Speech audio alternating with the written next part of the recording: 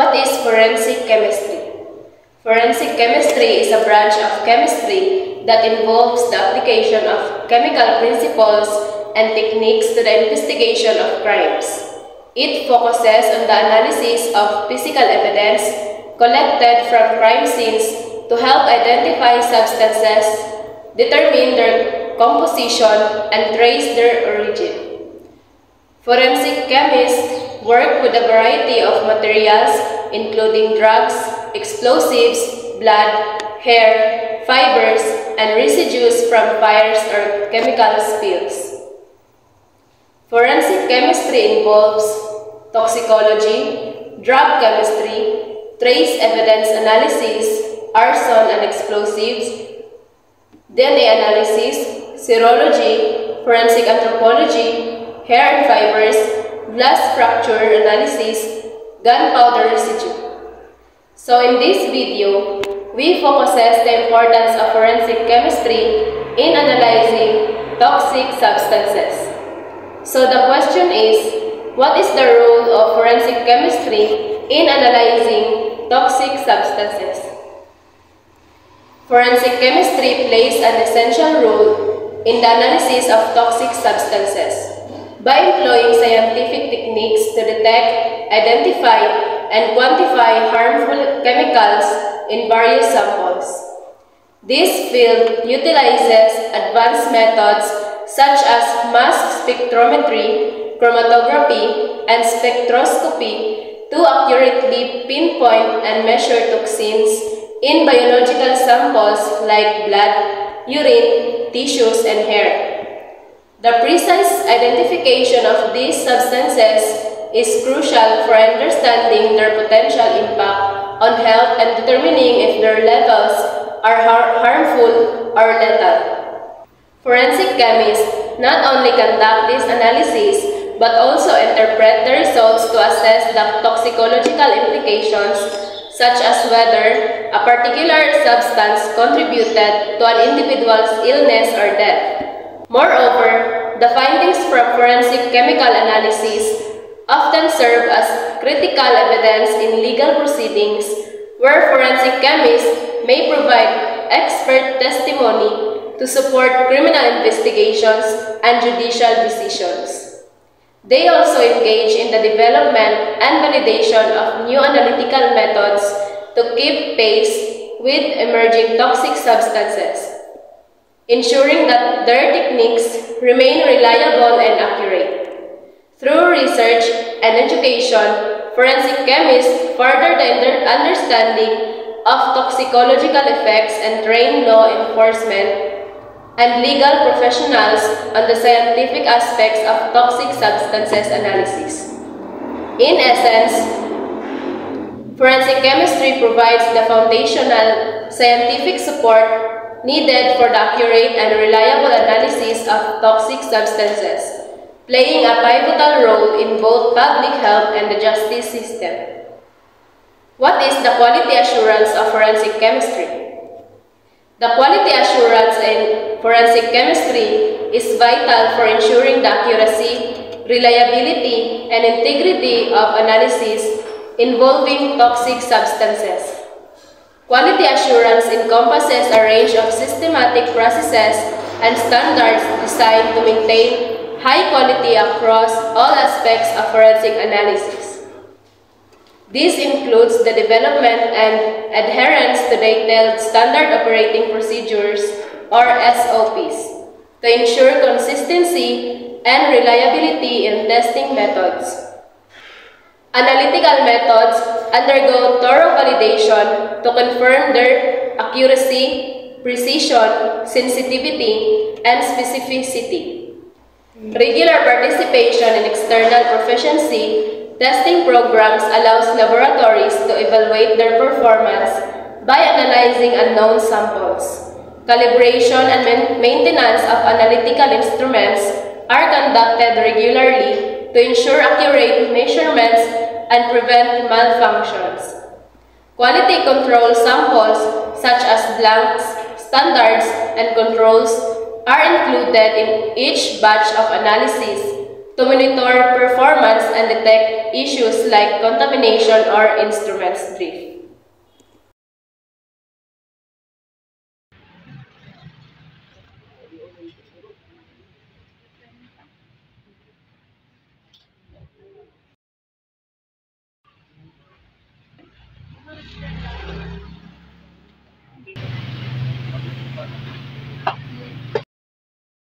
Mahal.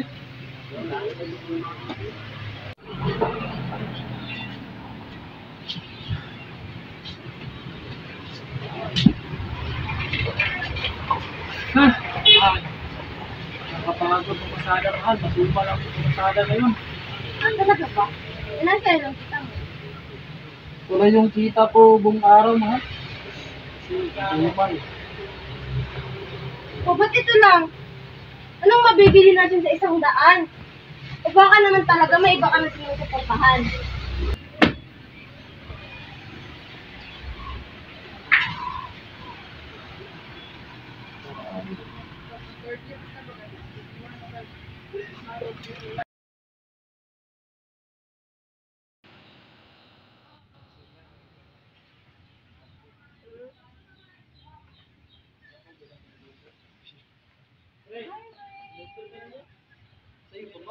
Mukhang mo na dito, babe.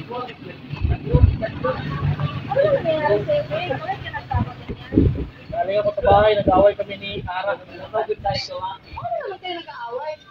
Kasi, sabi mo matumal yung pasada. Binigyan ko ng 100 pesos. Nag-away kami. Sabi ko naman sa'yo dito ka na lang sa akin. Ano ba, itutuloy naman natin yung plano natin na mawala sa para sa buhay natin. Kaya naman magpapakasal na tayo, babe.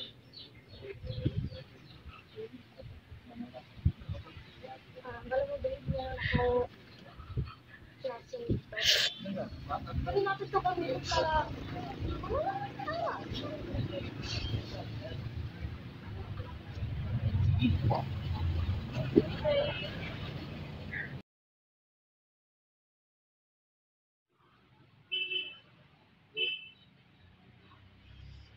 Mahal. Bakit? Magluluto kita ngayon. Kung paano nakain mo? Basta, luluto kita.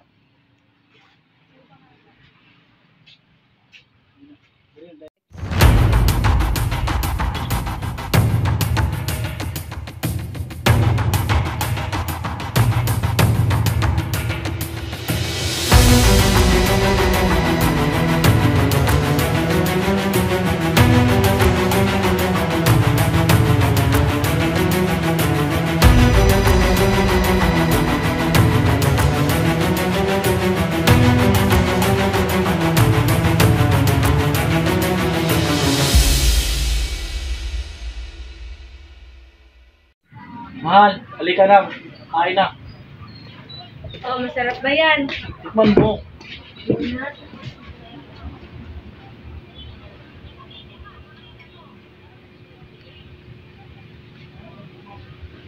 Sarap ba, mahal?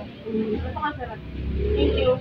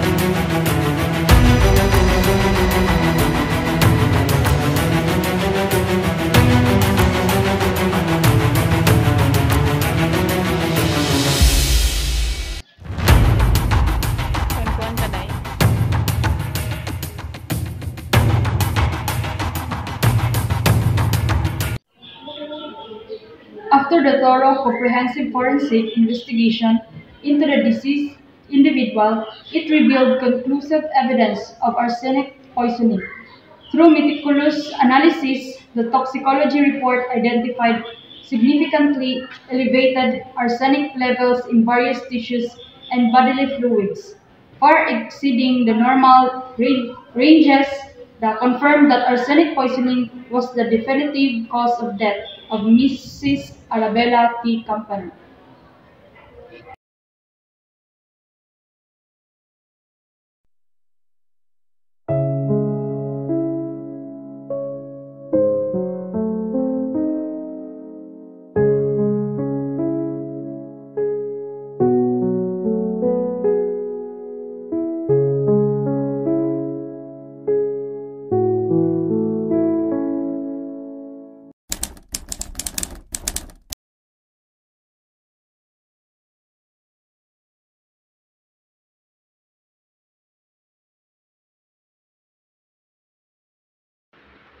I hereby declare that Mr. Jonathan Carpenter, the widower of the deceased, is found guilty for the crime of parricide and is sentenced to reclusion perpetua for 40 years in jail. And for Miss Virginia Camagere, she is found guilty